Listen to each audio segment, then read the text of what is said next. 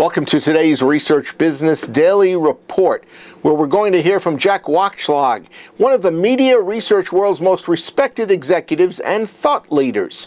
We are sponsored today and this week by Nuance, offering multi-language verbatim coding services that help their clients quantify the meaning of open-ended answers. Nuance, a decision analyst company. Analytics are supposed to bring more clarity, not to mention actionability, to what research is already providing businesses. And the presumption, you might think, is that the research function and the analytic partners that are alongside it would be working in concert for the benefit of the corporation. Well, in many cases, not so much. In pharmaceuticals, for instance, those functions are often geographically separated from each other, deliberately put in different buildings.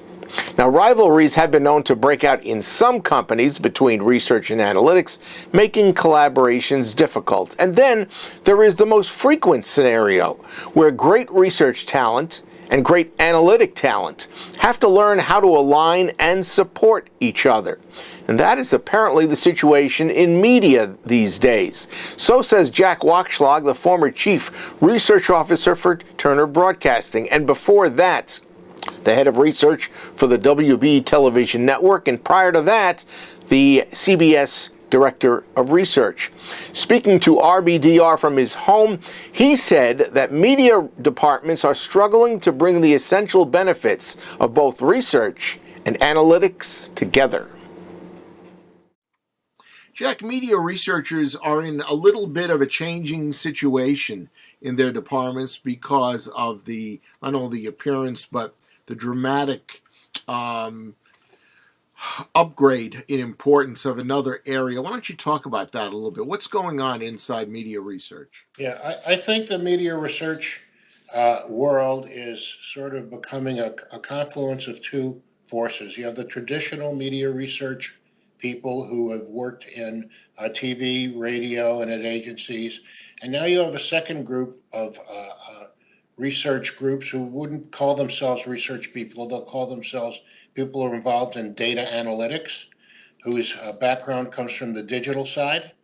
And it's interesting to watch these two very different traditions sort of converge in a media group as media companies become multi-platform companies. So if you thought of Turner Broadcasting as a cable network company, it clearly has shifted to becoming a multi-platform media company, and putting together the people with data analytics skills with media research skills is a key challenge for the industry going forward. But if you can do it effectively, you have a major advantage. So we're not talking about any real rivalry between these two groups. No, I think it's a lack of understanding or appreciation of what the other brings. As the tradition is, the digital media people sold against television, and the television research people sold against digital. Now that you have companies that have both pieces of this puzzle, or both pieces are offering both digital and television, it's important that both groups learn and understand what each other do and how the other parts conduct business. It sounds to me as if it requires a manager, a director, or vice president to really kind of bang heads together a little bit, or no? Yeah, I think it's important for research/analytics managers to find a way to bring their groups together so they can see what the others do and understand why. Mm-hmm. Otherwise, they won't be able to share best practices. I mean, there are things that traditional media research people do that those who are involved in data analytics generally don't do. Media research, for example, spend a lot of time examining the quality of their data. The people in data analytics are expert statisticians and mathematicians, but may not have the history of trying to figure out or study the quality of the data. And so I think those two traditions, if they come together, can be very powerful.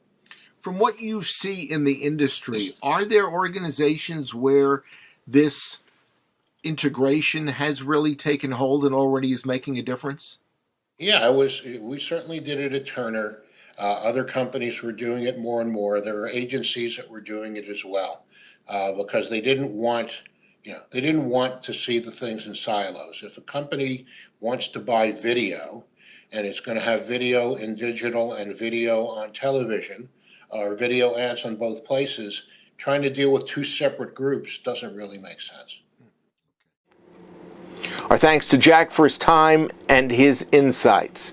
That is your Research Business Daily Report. We've been sponsored by Nuance, offering multi-language verbatim coding services to help companies quantify the meaning of open-ended answers. Nuance is a decision analyst company, and it would like to make it easy for you to find out more about this terrific service. So we and they have created a link. It is www.nuancecoding.com. Check it out. It'll be well worth your while. Have a great research day, and we'll see you back here with us tomorrow.